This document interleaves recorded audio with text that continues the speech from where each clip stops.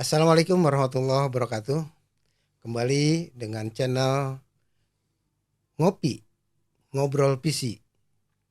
Dan alhamdulillah hari ini saya kedatangan tamu istimewa, yaitu pengurus Partai Gerindra Kabupaten Karawang yang sekaligus pada perhelatan Pilkada tahun 2024 adalah partai yang mendapatkan suara terbanyak di Kabupaten Karawang.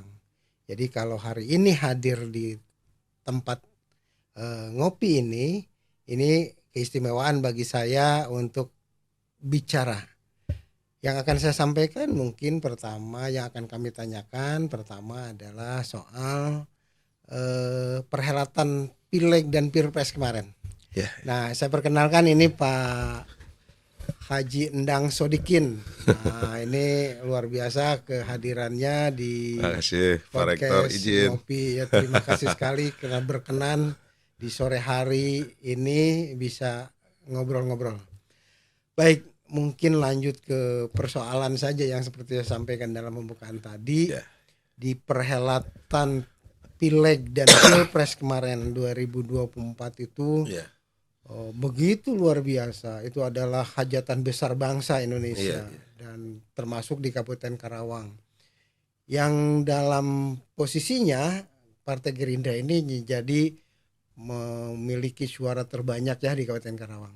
Nah, saya ingin tahu strategi awalnya gimana sih di Pileg ini bisa mendapatkan suara yang banyak begitu. Berapa suara itu? Alhamdulillah. Jadi memang Gerindra kali kedua ya sebagai pemenang suara terbanyak. Alhamdulillah. Ya, di tahun 2019 kita mendapatkan suara sekitar 180.000 dan di bawahnya adalah Partai Demokrat. Hanya saja lagi-lagi 2019 kan Demokrat punya bupati. Jadi kuota kursinya kita yang kalah, tapi suara terbanyak. Suara terbanyak. Kursinya malah kalah sama Demokrat. Iya. Dan alhamdulillah 2024 ini karena memang kita pahami dan kita yakini bahwa Karawang adalah Prabowo voters, pemilih Prabowo yang kuat ya. Secara otomatis banyak efek ekor jas untuk para caleg ya. Terutama tercermin bahwa di Kabupaten Karawang kita di mana partai-partai yang lain turun, tapi kita di posisi di Karawang ya khususnya kita naik suara dari 180 menjadi 226 ribu. Wah. Ya. Yang seharusnya ini mencapai 10 kursi minimal. Tapi kenyataannya kita sekarang dapat hanya 8 kursi. Jadi bertahan di 8 kursi. 8 kursi ya. Ya, dan kami selisih yang dulu hanya 7.000 sekian dengan Demokrat, selisihnya sekarang itu hampir 60.000. Ya, melampaui partai-partai yang lain gitu. Nah, Pak Haji Endang nih, biasanya kan kalau menjadi pemenang suara terbanyak udah otomatis akan menjadi ketua dewan ya. Ya begitulah. Ini kira-kira siapa nih yang akan naik? Apakah ketua DPC? Apakah Pak Haji Endang sendiri atau siapa? Ini gimana perimbangannya kayak apa gitu? Jadi kami sih sebagai kader partai yang sudah mengikuti diklat di Hambalang 2 kali ya. Karena kami saya sendiri berangkat dari ketua PAC ya, Karawang Timur, lalu 2011 mulai di DPC, dan alhamdulillah sampai hari ini masih tercatat sebagai sekretaris DPC Gerindra Kabupaten Karawang. Hampir 13 tahunan lah ya. Wah, kalau namanya sekjen ini memegang mengembang kendali nih kelihatannya. Iya. Jadi kalau untuk pimpinan dewan ini otomatis memang betul Partai Gerindra sebagai ketua. Akan tetapi mekanisme ini kalau Karawang itu hanya merekomendasikan, mengajukan nama-nama. Ya, biasanya 3 nama. 3 nama diajukan. Disampaikan ke DPD dulu. Gold. Ya, secara DPD, hierarkis ke DPD dulu Provinsi Jawa Barat. Provinsi. Ya. Setelah di DPD lalu disampaikan juga nama-nama sesuai dengan mungkin kaitan dengan kapasitas, lamanya berpartai dan lain sebagainya. Termasuk juga loyalitas ya, dan terutama ya alhamdulillah kalau Gerindra suara Pak Prabowo juga sampai 70% gitu kan. Iya. Jadi ini efek Pak Prabowo menjadi calon presiden itu Dan terpilih. Dan itu otomatis memberikan dampak yang Ya, luar biasa terhadap perolehan suara ya. di pilegnya juga kan. Betul, itu. betul. Baik kabupaten, provinsi dan pusat ya. juga. Pusat sampai 3 kursi. 3 kursi. Provinsi 2 kursi dan dapil Karawang kabupaten, DPRD kabupaten 8 kursi. Ya. Jadi ini capaian yang signifikan sepanjang sejarah 15 tahun ya. Gerindra di Karawang memang sampai menuju 3 kursi di 3 kabupaten ini. Betul. Alhamdulillah ini capaian ya. Luar biasa ya. Ya tinggal diimbangi dengan kerja-kerja politik ke depan. Dengan baik. program-program beliau. Pak Haji nih, karena tadi udah kemenangan, bukan berarti kemenangan itu harus ditanggapi dengan euforia, tapi sudah pasti di hadapan Pak Jindang dan jajaran di Gerindra itu adalah tanggung jawab moral terhadap masyarakat, tanggung jawab sosial terhadap masyarakat, dan sebagai legislator nanti di parlemen, saya kira apa sih rencana ke depan untuk intinya kan untuk kesejahteraan masyarakat. Nah itu seperti apa Pak Haji? Jadi gini, alhamdulillah saya ini kan dengan pileg kemarin itu jadi masuk di 3 periode ya. Anggota legislatif ya. Waduh, luar biasa 2014, 2019, 2024. Dan tentunya di masing-masing periode kita juga mencatat banyak catatan terutama ya kaitan dengan kehidupan di masyarakat ya. Di Karawang itu sendiri yang menjadi catatan yang mau tidak mau secara graduasi harus kita selesaikan gitu. Secara bertahap, secara graduasi. Yang paling menonjol apa sih yang masih belum tergarap atau masih kurang garapannya? Jelas ya, kalau berbicara di Karawang itu ada TPT ya. Jadi tingkat pengangguran terbuka. Satu pengangguran. Ya, tingkat pengangguran terbuka masih 9,6%. Ya, ini juga tidak berbanding lurus dengan keberadaan adanya kawasan industri dan kawasan peruntukan industri. Ini tidak berbanding lurus ya. Dan saya selaku Ketua Komisi 3 nih hari ini ya, dari 2019 terpilih kembali sebagai Ketua Komisi 3 yang membidangi infrastruktur dan lingkungan hidup dan lainnya yang menjadi tusi kami. Kita coba untuk melakukan bagaimana menjadi win-win solution. Makanya kebijakan Bapemperda yang kita ajukan menjadi hak inisiasi Komisi 3 hari ini adalah bagaimana membuat kawasan milik daerah. Kawasan milik daerah. Ya. Seperti apa itu konsepnya? Coba. Konsepnya begini Pak. Jadi kita selama ini ekspektasinya terlalu besar kepada keberadaan kawasan industri.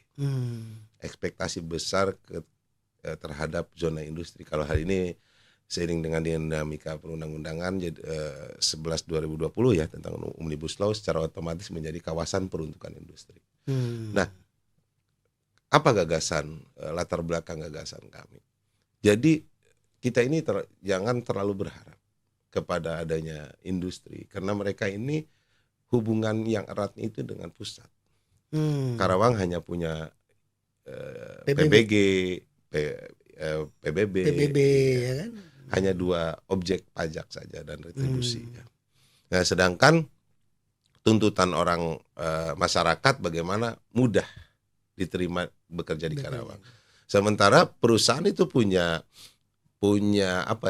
standar. Mereka rata-rata hanya menerima usia fresh graduate ya. 19 sampai 22 itu udah maksimal. 21. Tapi maaf kalau saya melihat bahwa lulusan SLTA yang tadi pada rank tersebut itu di Karawang itu sampai belasan ribu ya setiap tahun. Betul. Nah itulah adalah berpotensi ketika mereka presentasinya lebih rendah melanjutkan pendidikan di perguruan tinggi atau menikah. Berarti mereka akan masuk dunia kerja. Mereka akan masuk ke dunia kerja saja, kemudian ada standar-standar yang harus dipenuhi. Ya. Nah, apakah belum memenuhi kualitas sekolah lanjutan atas di Karawang untuk masuk ke dunia Ada kerja? 2 faktor kalau menurut saya ya. Seperti apa itu ya? Jadi dari observasi dan kebijakan anggaran yang kita sudah inikan di Badan Anggaran di Komisi, masalah di dinamika perundang-undangan. Di mana ketika Undang-Undang 3 2004 tentang pemerintah daerah lalu kemudian diganti menjadi Undang-Undang 23 2014 sebagaimana telah dirubah Undang-Undang 9 2015 tentang pemerintah daerah. Di sana jelas bahwa kewenangan yang tadinya kewenangan SMK menjadi kewenangan kabupaten kota menjadi kewenangan provinsi. Oh iya betul. Nah, ini yang menjadi gapnya kalau menurut saya.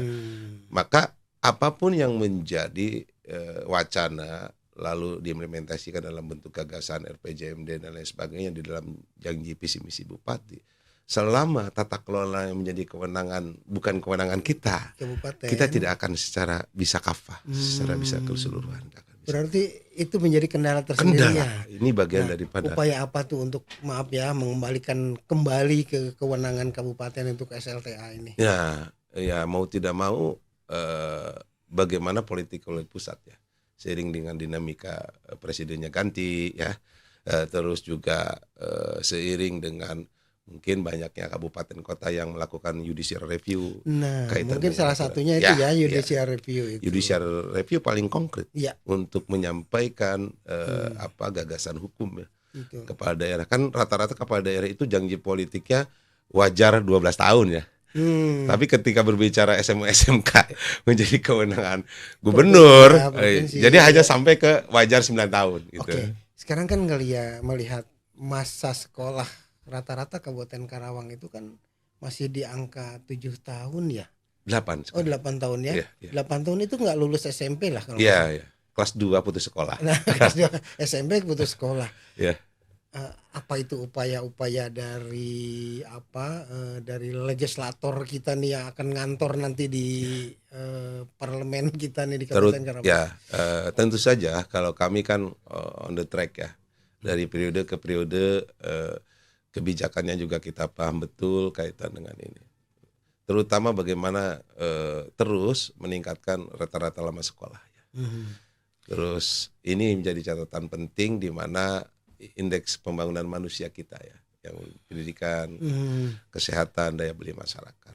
Nah, indeks pembangunan di bidang pendidikan ini justru naik ya, tapi persentasinya 0, sekian.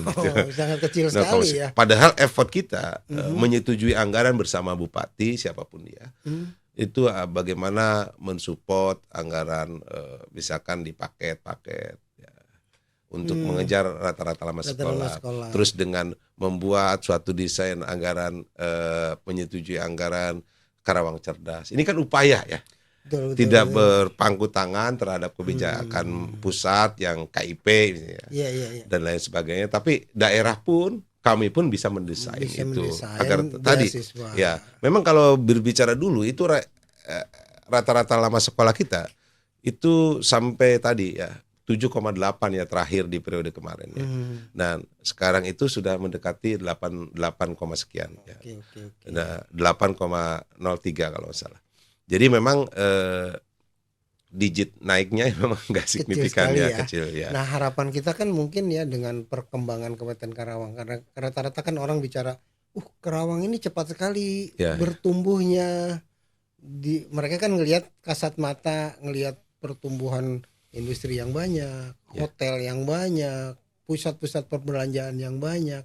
Nah, itu tidak signifikan ya, tidak signifikan dengan perkembangan tadi IPM Kabupaten Karawang ya. Nah, ini seperti apa sih Pak Haji untuk mendorongnya? Kayaknya kita greget banget ya kalau gini. Ini memang siapapun bupatinya memang harus bersinergi ya. Dengan siapa saja sinergitasnya? Terutama bersinergi dengan pemangku kebijakan anggaran kami ya di termasuk bagaimana merangkul dunia pendidikan. Ya, karena saya yakin universitas baik negeri ataupun swasta punya mahasiswa yang diterjunkan kepada masyarakat. Misalkan kaitan dengan sistem observasi selama 1 bulan biasanya di lapangan pada Oke, semester seperti tertentu KKN gitu KKN lah ya. kuliah kerja Kita nyata sudah ya. pernah merasakan itu bagaimana Hmm, merubah tata kelola desa, betul di betul. desa masing-masing tugas, kemudian ada lokakarya. Hmm, Nah, lokakarya ini yang saya lihat dari dulu saya jadi mahasiswa S1 sampai sekarang jadi mahasiswa S3 ya, hmm, terputus. iya. Ya, terputus ini. Terputus dari ini sebenarnya karya ilmiah sebenarnya. Hmm. Ya.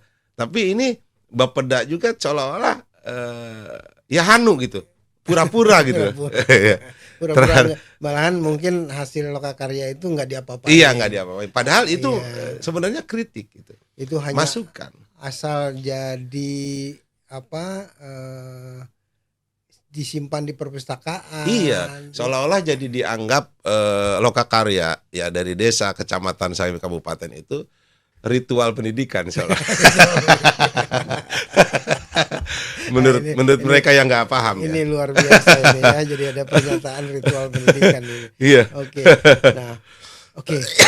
Tadi kan udah jelas ya. Ini semua PR besar buat kita ya. Nah, ada lagi yang menarik nih. Karawang itu kan dari lama sudah terkenal dengan lumbung padi. Iya, iya. Tapi dengan banyaknya industri, apakah kemudian lumbung padinya akan tergerus nggak kira-kira ini Pak Haji? Saya yakin kalau bahasa tergerus memang pasti ya. Kalau memang parameternya dari 100.000 sekian. Nah, tetapi dengan adanya Perda 1 2018 tentang LP2B secara otomatis ya.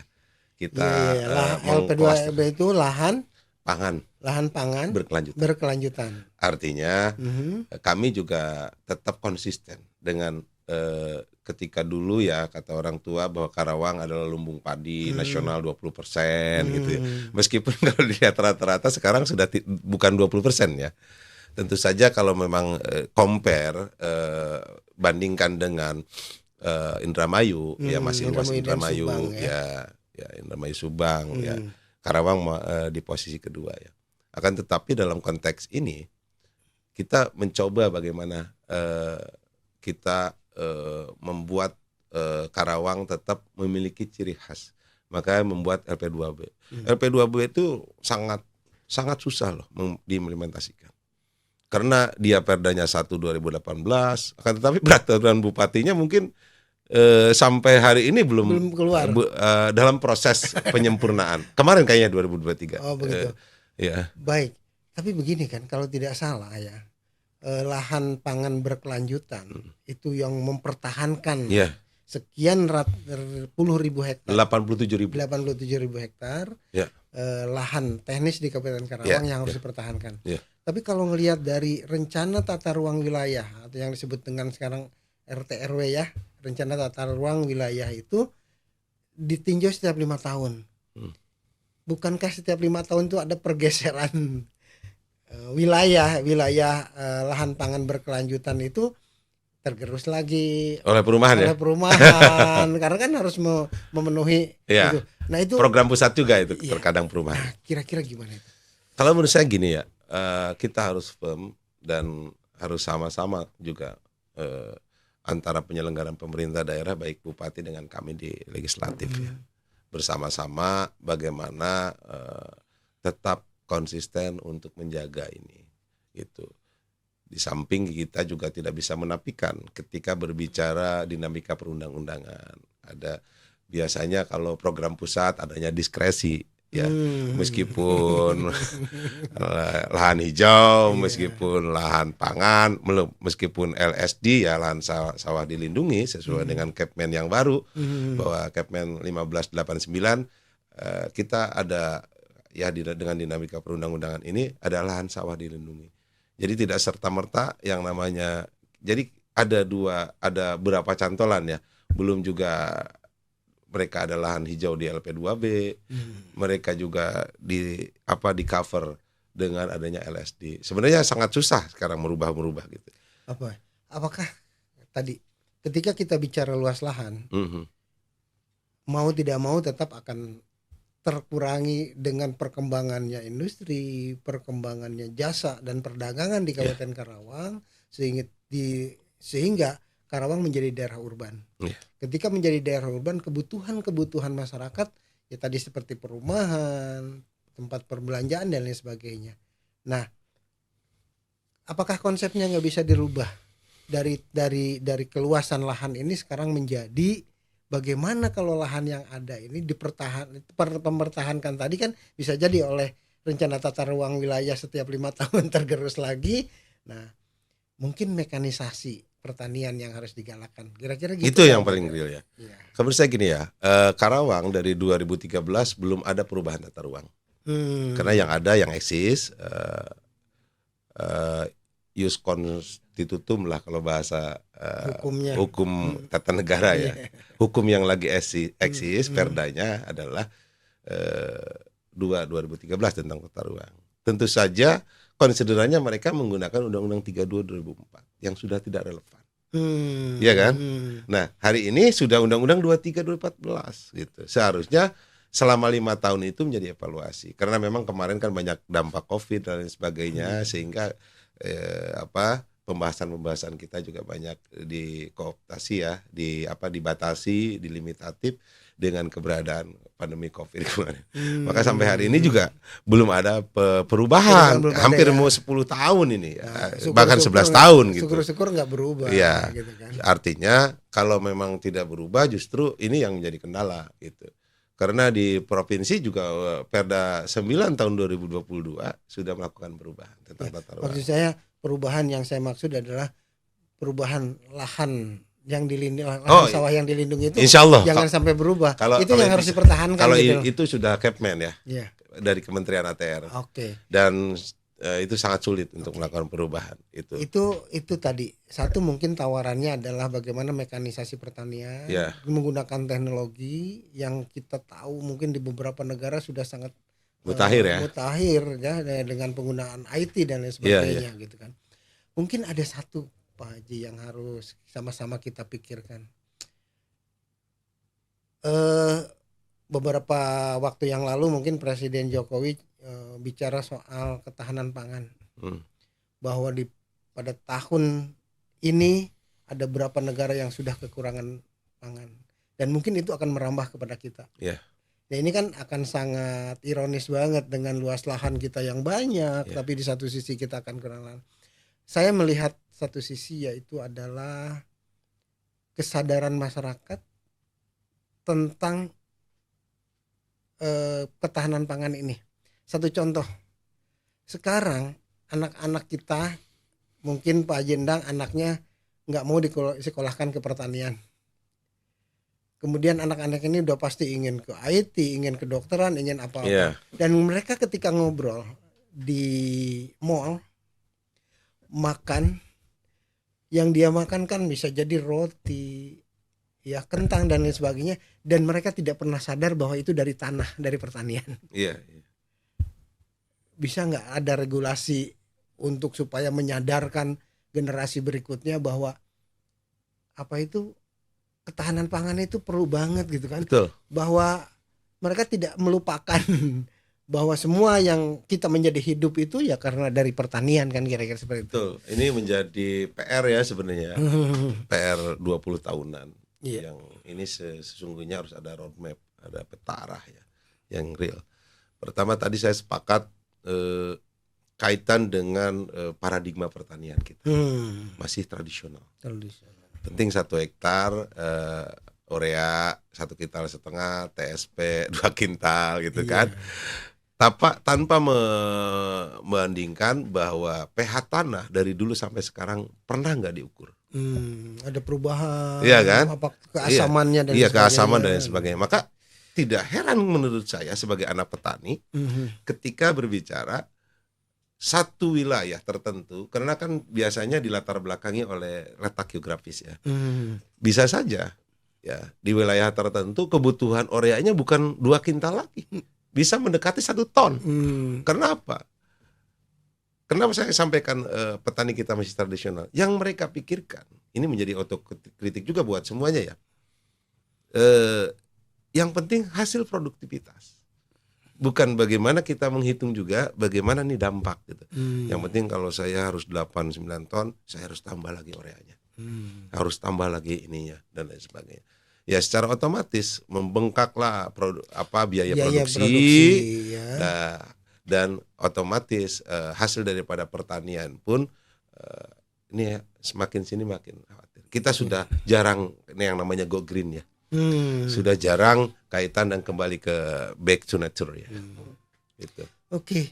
Wah, ini semakin menarik ini ya pembahasan kita. Kenapa saya tertariknya apa? Karena kalau saya mengungkapkan sesuatu yang ingin ditangkap supaya nanti di legislasi nanti ada aturan-aturan menyangkut itu yang paling penting, Pak. Itu ya, jadi intinya tadi memberikan kesadaran kepada generasi berikutnya bahwa mereka makan bukan dari produksi pabrik, mereka dari produksi pertanian. Semua dari hasil pertanian, peternakan dan sebagainya yang kita makan. Betul. Nah, itu kesadaran itu yang harus kita. Mungkin saja suatu hari kita ada perda tentang apa, tentang ke arah kesadaran ke arah sana. Oke, baik. Pak Haji ini semakin menarik nih karena Pak Haji bisa memahami karena ya mau ketiga periode ini ya. Ini saya senang sekali kalau ada legislator yang punya visi ke depan lebih baik lagi. Nah, ngomong-ngomong kan November 2024 ini akan ada pemilihan bupati nih. Oh iya, pilkada serentak ya. Pilkada serentak. Baru tahun ini pilkada serentak sepanjang sejarah Indonesia ya. Iya kan, oke. Nah, ini saya ingin cerita. Apakah Gerindra punya jago? Nah, seperti apa yang diharapkan jagonya ini, ya kan? Apakah kemudian kalau ingin ngelamar ke Gerindra itu harus memenuhi syarat apa-apa saja? Ya kira-kira seperti itulah. Silakan Pak Haji. Oke, hari ini Gerindra karena kita punya presiden terpilih ya, otomatis kita back to kader. Ya. Sampai hari ini dilihat dari cerminan di mana setiap kabupaten kota belum ada kabupaten kota yang melakukan membuka pendaftaran, penjaringan. Jadi kita lebih ke bagaimana kita explore internal partai. Oh gitu ya. Baik itu yang memposisikan diri sebagai calon bupati atau calon wakil bupati. Dan memang kita baru obrol-obrolan kecil dan di dalam arahan DPD dan sekretaris DPD mudah-mudahan ini juga menjadi dinamis ya. Artinya Partai Gerindra sebagai pemenang masa tidak menghantarkan kadernya ya. Jadi kalau nggak bupati ya wakil kan begitu. Nah, kayaknya di Gerindra itu ada 3 calon. Oh iya, 3 calon. Itu dari kader semua ya? Dari kader semua. Wow. Saya nggak bisa sebutkan di sini ya karena ini kisi-kisin. Siap. Paling nanti saya panggil lagi Pak Ajin. Iya. Gitu. Ya, supaya jangan keintip kekuatannya kan. Iya, kan teorinya tetap saja. Okay. Teorinya sama. Okay. Mau di universitas, mau di legislatif gitu sama teorinya kan gitu. Oke. Nah, tapi kan Gerindra nggak bisa ngusung sendirian kan, mungkin kursinya masih kurang. Nah, kira-kira akan berkoalisi dengan siapa saja gitu kan? Sebagai partai pemenang, Gerindra insya Allah terbuka. Baik itu dalam satu kesatuan koalisi Indonesia Maju ataupun di luar daripada konteks itu. Jadi ini linear dengan pusat gitu ya? Karena tadi Indonesia Maju. Iya, meskipun biasanya di daerah tidak seperti itu. Oh, tidak ya? Tetap fleksibel. Hanya saja komunikasi itu kan pasti dibangun dari atas provinsi sampai bawah itu bagaimana kita yang tadinya kemarin kita ngopi bersama, begadang bersama untuk mendesain bagaimana kemenangan Prabowo kan gitu. Nah, kan tetapi di daerah tentu saja berbeda. Kita juga terbuka kepada partai-partai ya, terutama dengan PDI kita sudah bertemu ya, ngobrol ya. Meskipun secara partai, secara resmi di partai kita belum gitu, tapi dengan penting-pentingnya kita. Barusan kan sudah tercetus tuh. Baru ngobrol dengan PDI, dengan siapa lagi Pak Haji ngobrol? Ya kalau ngobrol kita ya dengan Golkar gitu kan, ya secara fraksional gitu kan, dengan Demokrat gitu. Dan kalau Pak Rektor baca media kemarin dengan PKS, kita ada 5 partai besar yang akan mendesain bupati dan wakil bupati dari gerakan itu gitu. Kalau kita kan partai gerakan ya. Baik. Nah, Saya kira begini, apa bisa terwujud itu dengan ideologi yang masing-masing berbeda gitu kan? Ya, dalam konteks demi kabupaten sendiri ya, demi kabupatennya sendiri, saya kira dengan latar belakang ideologi partai yang berbeda, ya, saya kira akan melebur dalam satu kepentingan besar bagaimana Karawang lebih maju gitu. Wah, itu keren banget kalau itu terjadi kan. Kalau gitu ini kan. terjadi, ya belum ditambah yang lain ya, kayak Gerindra, Demokrat, PDIP, PKS ya, dengan ada 5 partai ya, dengan Gerindra ada 35 kursi Pak, bayangkan. 35 kursi. Kalau ini jadi 30 kursi. Waduh, itu udah berapa persen? Udah gemuk gitu. Ya, gemuk sekali gitu gemuk kan. gitu. Gemuk sekali. Tapi ini kan namanya politik dinamis ya, kita lihat. Berarti sudah dijajaki dengan berbagai partai ya untuk koalisi, tapi tetap aja hanya baru bicara. Tetap saja Gerindra merasa pemenang kan. Wah. Kita tidak bisa jemaah juga. Posisi kita juga realistis karena ini kepentingan daerah, kepentingan daerah lah, kader-kader di daerah ya yang lebih memahami. Oke, kira-kira walaupun tadi nggak disebutkan 3 ini orang Karawang bukan sih? Dipastikan orang Karawang semua. Weh, ini yang luar biasa. Karena kan katanya Karawang tandang Makalangan, ajak pangkal perjuangan ya. Luar biasa. Jadi semuanya orang Karawang, semua orang Karawang dan semua insya Allah paham terhadap Karawang. Tinggal memilih siapa, meminang siapa, dipinang siapa, meminang siapa, itulah bahasa-bahasa. Bahasa batu turun ke sik naik lah. Kalau kemudian koalisi besar itu terbentuk, mau 4 partai, 5 partai atau berapa partai ya kan? Kayaknya bersedia ya saya undang di sini 5-5-nya. Ya bisa kan, itu didesain Pak Haji. Oke, nanti saya ingin berharap, tapi di partai yang lain di luar koalisi juga saya akan sama-sama akan saya undang yang dan ini. Itu pun kan PDIP kan bukan koalisi kan, tapi kan tergabung dalam ini. PKS juga di nomor 1 kemarin kan, tapi kan tergabung dalam ini. Tapi kan ini namanya politik kan dinamis. Jadi bukan hanya Indonesia Maju, partai-partai yang lain yang memiliki kesamaan visi kita ke depan, karena di sini kan ngopi ya, ngobrol visi. Nah, maka jadi kita akan benar-benar ini membawa dalam kepentingan itu. Apa sih pemikiran Pak Prabowo kalau saya baca ya di media itu ingin menggandeng, berarti sudah sangat masif, linier sampai bawah. Ke sini sampai bawah. Ya. Wah, ini luar biasa ya pengaruhnya. Iya, insyaallah Pak Haji, bahwa Gerindra dididik tidak menjadi kader atau elit di daerah ataupun sampai ke atas, tidak jumawa ya.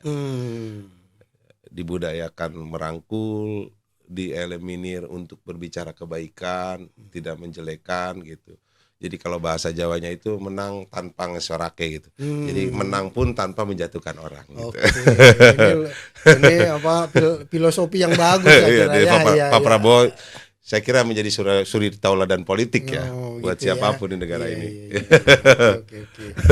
Aduh, luar biasa ini, kita udah hampir 1 jam.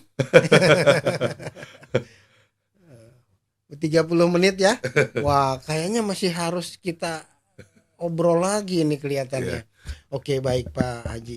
Tadi kita sudah ngomongin bagaimana pengembangan Kabupaten Karawang, bagaimana calon bupati yang akan diusung, bagaimana koalisi itu terjadi. Nah, kira-kira ini di 8 kursi yang dimiliki oleh Gerindra ini yakin akan kompak untuk mengarahkan kepada kesejahteraan masyarakat. Karena begini Pak Haji, saya baru saja baca di media ada Mak Unah atau siapa itu ya, yang rumahnya mau roboh katanya. Ini makannya juga dari tetangga. Itu apa sudah terdengar nggak ini ke gedung Dewan ini? Kira-kira itu sih saya ingin menggali bagaimana kondisi real masyarakat. Karena kan kadang-kadang ketika di permukaan ya bicaranya makro. Pertumbuhan ekonomi, tingkat inflasi dan lain sebagainya, tapi kita lupa yang mikronya. Salah satunya tadi ya, ada masyarakat tertentu yang mungkin masih sangat kekurangan. Seperti apa itu Pak? Jadi memang Pertama adalah permasalahan ini pasti akan ini di dunia digital ini ya. Bisa bypass lah ya, informasi tanpa hierarkis. Dan itu adalah satu konsekuensi di alam digital. Dan saya sih sebagai wakil rakyat tentunya terus menerima masukan itu dan biasanya terkomunikasikan ya. Sempat kita tahu juga ya di media-media dan lain sebagainya. Biasanya itu kalau memang di dapil-dapil kita ya, di basis-basis, di dapil-dapil kita biasanya terkonek dengan dewan masing-masing. Biasanya suka ditanya, rumahnya dibutuhkan nggak menjadi program rumah layak huni gitu kan. Biasanya seperti itu. Bukan hanya persoalan perutnya saja kan, tempat tinggal, papannya juga diperhatikan. Termasuk juga kebutuhan yang lain. Dan ini juga mengingatkan kembali nih kepada saya selaku terima kasih nih selaku legislator yang dipilih oleh rakyat ya, bukan dilotre oleh rakyat, itu kan dipilih gitu secara otomatis. Jadi oke, itu tadi ya masalah masyarakat miskin. Karena gini, beberapa waktu yang lalu kan 2 tahun yang lalu kalau tidak salah diumumkan bahkan langsung oleh Pak Wakil Presiden Pak Ma'ruf Amin bahwa Karawang salah satu kabupaten yang memiliki kemiskinan ekstrim di 25 desa di 5 kecamatan. Betul. Nah, ini kan prihatin sekali. Nempel dengan Jakarta, industri terbanyak, lumbung padi, tapi kemudian masih ada 25. Jadi antitesisnya ya. Iya. Nah, dari ini kemajuan. Waduh, saya kira gimana ini? Antitesis dari kemajuan. Saya kira namanya rilis oleh apalagi oleh seorang wapres ya, tentunya ada rilis yang konkret karena ada unsur vertikal di setiap kabupaten kota. Ya. Kalau di kita kan berarti badan statistik. Nempel di setiap kabupaten kota. Iya. Nah, persoalan yang konkret juga itu kita atasi bersama dengan adanya program yang keroyokan gitu ya. Misalkan tadi sampaikan ada 5 kecamatan, 25 desa. Ini tersebar di 2 dapil ya. Dapil 2 dan dapil 3 ya. Secara otomatis menjadi PR ya. Terkonsentrasi di dapil 3, Cibuaya, Pedes itu menjadi konsentrasi itu. Nah, maka program pemerintah daerah secara otomatis ketika itu dirilis kita buat apakah sanitasinya, apakah di bidang kesehatannya dan semua alhamdulillah sudah mendekati rampung semuanya ya gitu. Tinggal permasalahan yang di hadapan mata kita adalah kaitan dengan program-program bansos ya, program-program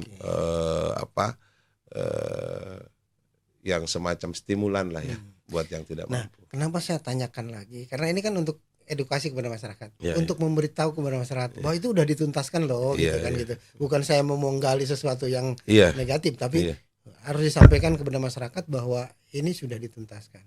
Tapi baru-baru saja ini rame bahwa beberapa rumah sakit di Kabupaten Karawang menolak pasien. Kira-kira gimana itu penanganannya? Aduh, prihatin kita nih. Secara regulasi justru menjadi tidak akan mungkin ya namanya rumah sakit menolak pasien. Karena ada aturan di BPJS itu rumah sakit tidak boleh menolak pasien gitu. Tapi kenyataan begitu gimana itu? Ya, mungkin dalam konteks komunikasi ya. Nah, tinggal bagaimana hari ini tadi ya saya sih melihat di sana di masyarakat itu kami sudah punya yang namanya PSM, pekerja sosial masyarakat, yang setiap desa kelurahan itu ada 3 orang.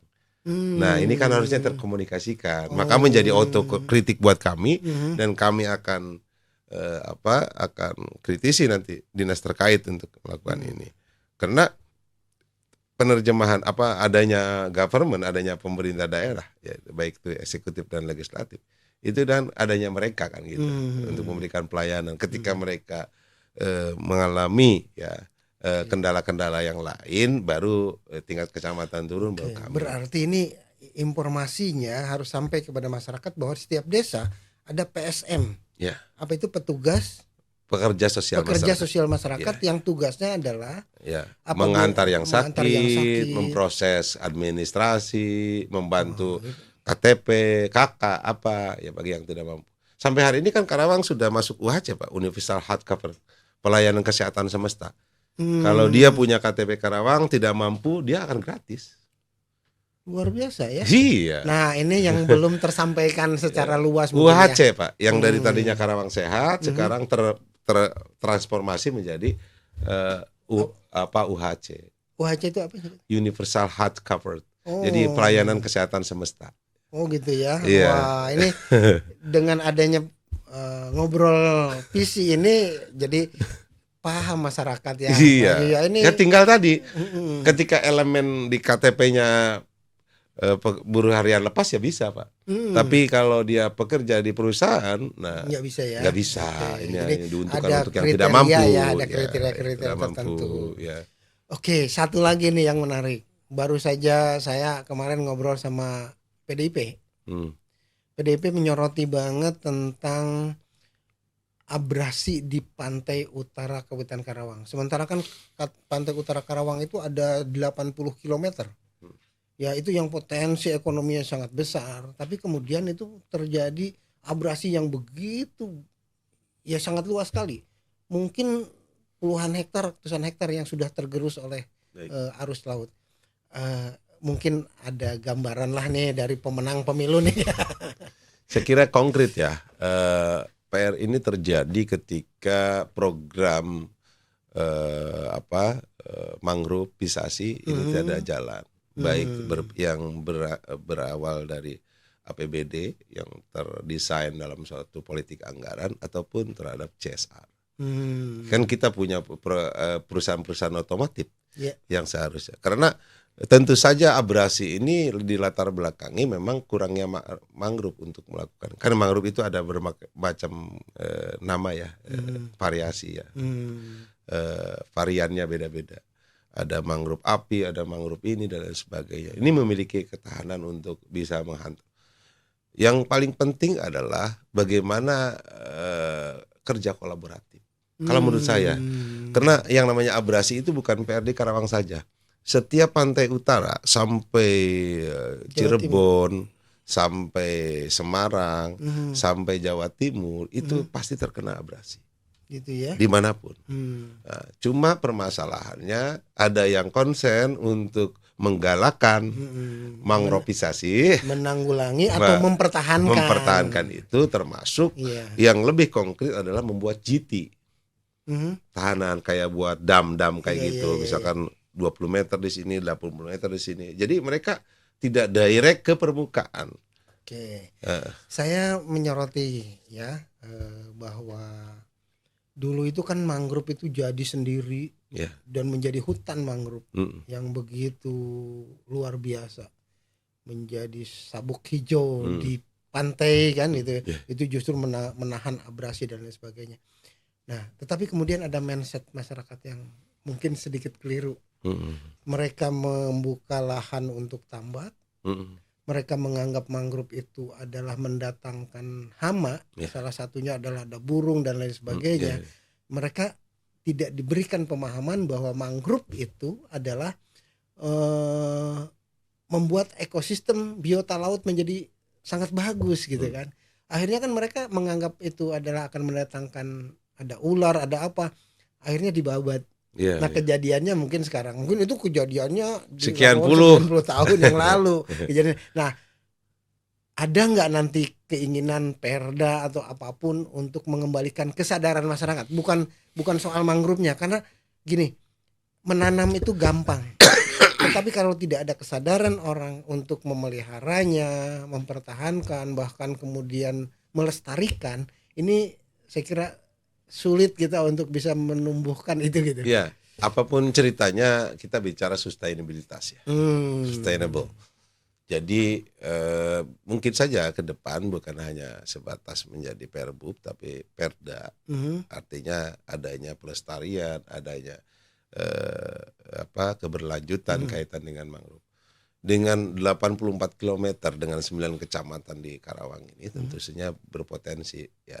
Pertama berbicara abrasi, kita compare sebentar. Berbicara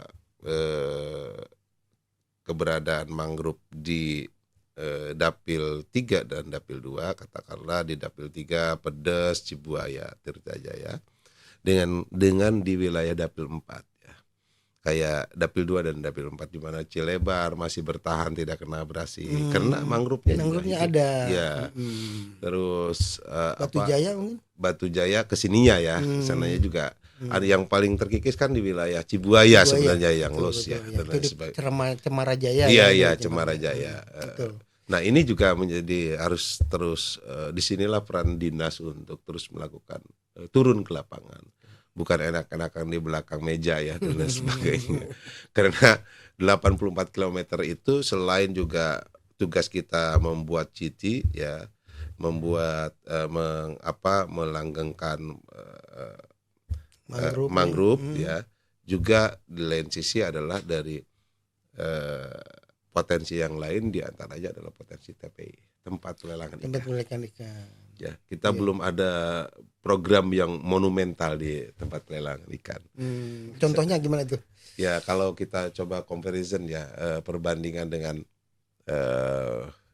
di wilayah Pekalongan gitu kan, sampai potensinya 5 miliar ya di potensi TPI per bulan. Iya, pelelangan ikan ya. Secara otomatis di Karawang ini potensinya ada karena ada bentangan 9 kecamatan tadi, 84 km. Iya. Dengan berbagai macam persoalan di dalamnya. Misalkan masalah pendangkalan sehingga kapal tidak bisa masuk ke dalam gitu di TPI, terus persoalan human resource ya. Berarti kan ya Karawang itu kan luar biasa. Ini pembelajaran juga buat masyarakat nanti yang menonton nih jadi tahu ya orang selatan Karawang itu. Saya bilang kemarin bahwa miniaturnya Indonesia. Ada laut, ada sawah, ada paling lengkap, ada pegunungan ya kan, kemudian ada air terjun dan lain sebagainya, ada sungai dan sebagainya. Ini potensi yang sangat besar sekali ya. Oleh karena itu mungkin jadi saya ada sarana saya untuk menyampaikan kritik dengan cara saya, untuk memberikan masukan-masukan dengan cara saya. Nah mudah-mudahan acara ngopi ini, ngobrol PC ini kan akan membawa masyarakat Karawang, paling tidak para legislator, para eksekutif, kemudian para pengusaha menjadi memiliki kesadaran sendiri untuk membangun Karawang. Betul. Terakhir Pak Haji Endang, ini saya kalau ngobrol masih seneng banget karena ini TikToknya enak banget gitu kan gitu.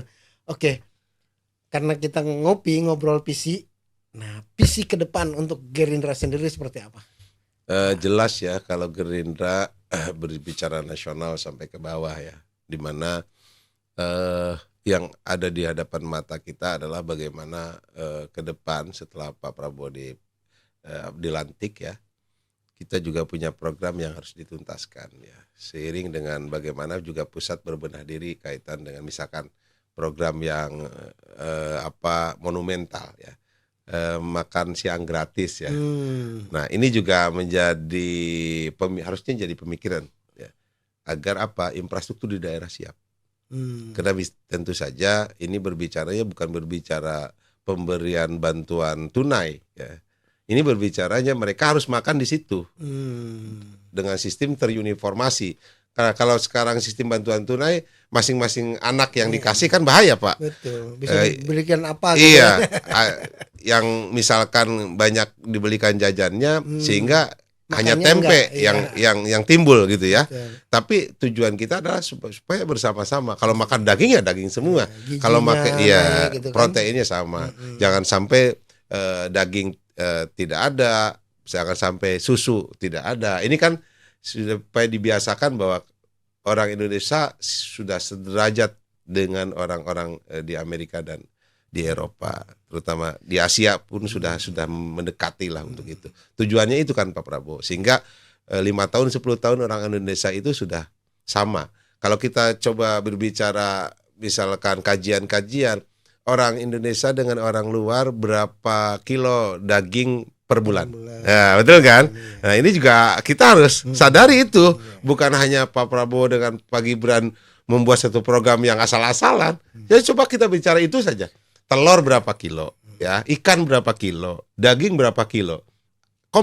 Comparison kita dengan orang katakanlah Singapura, Malaysia yang negaranya 50 kali lipat dengan kita gitu kan.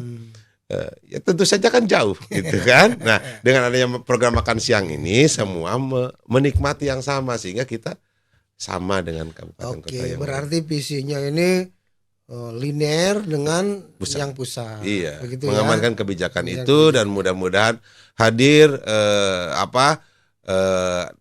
koperasi-koperasi, akan hidupkan kembali koperasi-koperasi. Mudah-mudahan ya program ini sebagai soko guru bangsa dengan ya, secara kekeluargaan gitu kan. Itu jadi akan hidup koperasi-koperasi yang betul-betul menyiapkan itu. Boleh nggak sih saya punya ingin bocoran lah dari Pak Jendang kali ya, karena suka sering ke Hambalang juga, suka ketemu dengan orang-orang inohongnya di pusat sana. Saya dengar dari dulu Pak Prabowo itu menggebu-gebu banget ingin supaya undang-undang dasarnya kembali ke undang-undang dasar 45. Nah, kira-kira selama pemerintahan Pak Prabowo ini akan kesana nggak sih? Pasti ya, karena salah satu partai yang merah putih ya, di antara partai-partai yang lain semua sama ya, tapi yang orang mengatakan kalau ketemu dengan saya dia bukan politisi ya, apapun pasti merah putih gitu kan. Karena yang terlihat merah putihnya ya sama, semuanya juga memiliki itu, tapi yang konsen terus terlihat nasionalismenya dalam segi pakaian, tingkah ya, berjalan dan lain sebagainya ya, itu kan terlihat Pak Prabowo. Nah, bagaimana Pak Prabowo mengamanatkan kepada semua kader partai untuk tetap menjaga undang-undang dasar, ya. Karena gini kan, Pancasila, undang-undang dasar itu kan sudah berubah, sudah diamandemen beberapa kali. Pak Prabowo itu ingin dikembalikan ke asal gitu loh. Itu yang dari dulu Pak Prabowo inginkan seperti itu kan gitu ya. Seperti pasal 33 tentang perekonomian itu ya kan, tentang semua hal yang semuanya sudah banyak perubahan. Nah, itu kalau menurut saya kalau pasal 33 masih dalam koridor yang sama ya. Hanya saja mungkin Pak Prabowo lebih kepada implementatif. Tuh. Berbicaranya bukan hanya jargon, bukan hanya bentuk slogan gitu kan. Kita kembali ke undang-undang, kita kembali ke Pancasila, kita kembali ke ini. Tapi marwah atau infrastruktur untuk mendukung itu semua tidak mendukung. Hanya itu sebenarnya. Jadi mungkin saya sih berpikir beginilah ya, sebagai akademisi saya berpikir iya ya, tujuan Prabowo untuk koalisi besar itu nanti supaya kembali ke undang-undang dasar yang lama itu bisa dengan mulus, dengan baik ya. Kita sebenarnya di akademisi juga menginginkan seperti itu ya. Kira-kira seperti itu ya. Yang paling penting kan gini, yang dirasakan oleh dunia pendidikan kan BHP Pak. Ya, undang-undang BHP gitu, itu aja sebenarnya. Oke. Ya sebenarnya kami itu begini ya, kan di Indonesia itu kalau kita membahas pendidikan, kalau namanya perguruan tinggi, lebih banyak perguruan tinggi swasta daripada perguruan tinggi negeri. Betul. Susah untuk menjadi perguruan unggul. Tapi kenapa kemudian perhatian pemerintah hanya ke PTN? Iya. Maka itu harus dihilangkan. Dikotomi itu harus dihilangkan. Negeri dan swasta, dan yang lebih banyak memberikan kontribusi ke IPM sekalipun ya, karena jumlah kami jauh lebih banyak. Demikian saya kira ya. Ya betul. Tidak ada lagi dikotomi antara negeri dan swasta. Gitu. Termasuk SMU, SMK ya. Tidak ada lagi dikotomi ya. Betul. Termasuk sekolah-sekolah negeri, sekolah keagamaan ya. Tidak ada lagi dikotomi. Karena kita harus bicara masalah pendidikan, semua punya berbicara tentang bangsa. Yang sama kan gitu ya kira-kira. Sepakat itu. Oke, waduh, saya kira ini visinya udah jelas. Benar-benar ngopi hari ini kita. Walaupun kopinya dengan gelas kecil saja, tapi insya Allah manfaatnya akan besar. Insya Allah. Ini harapan saya bisa menghadirkan politisi yang punya pemikiran ke depan jauh lebih baik. Saya kira itu sangat bangga hari ini saya bisa menghadirkan Pak Haji Endang Sodikin. Sukses selalu. Semoga apa yang disampaikan tadi bisa diimplementasikan lebih baik lagi ke depan. Amin. Baik. Tadi terakhir dia bilang adalah kolaborasi, karena itu saya akhiri dengan salam kolaborasi. Assalamualaikum warahmatullahi wabarakatuh.